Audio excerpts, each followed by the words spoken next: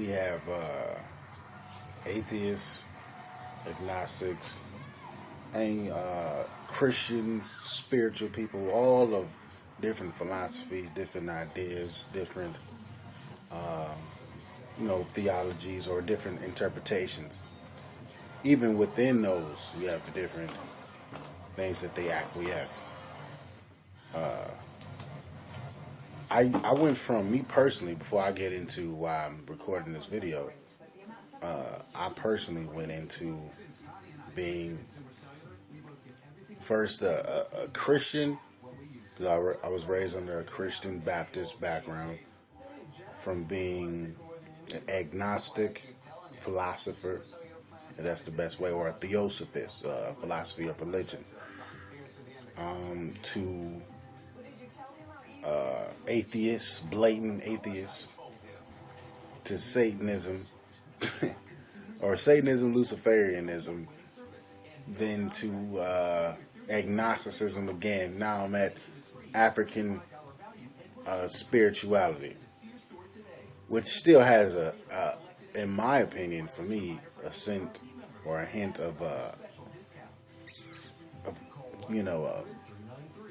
atheism and agnostic philosophy in there, because I still don't believe in any hovering, God. However, I'm slowly digesting the ideal of a harmonic frequency with everything living and non-living that's on Earth, especially with black people. However, what you find, in the problem I have with Christians is they're religious. They look for God outside of themselves. They look for the supreme source outside of themselves. And if you don't have these, you don't practice this way, you don't walk this way, you don't talk this way, you will never find him. He's not in you. The problem I have with atheists is they reject, or most, not all atheists, because there's some spiritual atheists, they reject everything of the spiritual sense because they're still looking at it from a Christian or a theological perspective. Not understanding that you claim that you're scientific. There's no evidence. You have to see it. You have to see that the evidence. Well, you can't see melanin. Not necessarily. You can see evidence of melanin, and they talk about melanin. You can't see the spirit necessarily, because it is a philosophical construct. Yet,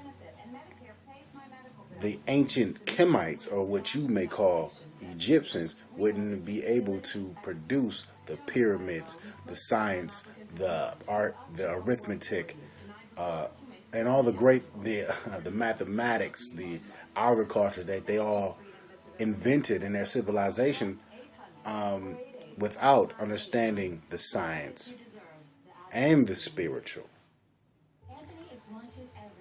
Now, I do have a problem with some metaphysicists. They do reach for logical straws. I do have a problem with some of them do that, but not all. Some.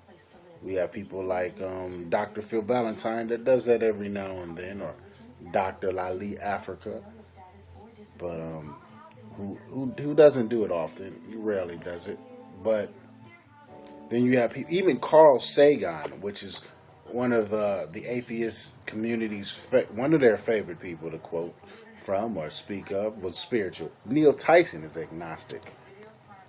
You can't completely ignore the innate understanding or curious understanding of a supreme source of man. And I don't put that into some hovering God. I believe that we have a source. We have a beginning. We just haven't found the name. We haven't found the specifics of that. And even in your scientific search, you're searching for what the ancients would call God. You're searching for the truth, knowledge in our ignorance. And that is our relationship. God, in His all-knowingness, created us ignorant so we can search for Him. And as we gather knowledge, as we create, God gains more understanding. But that's for another topic altogether. We'll get to that in.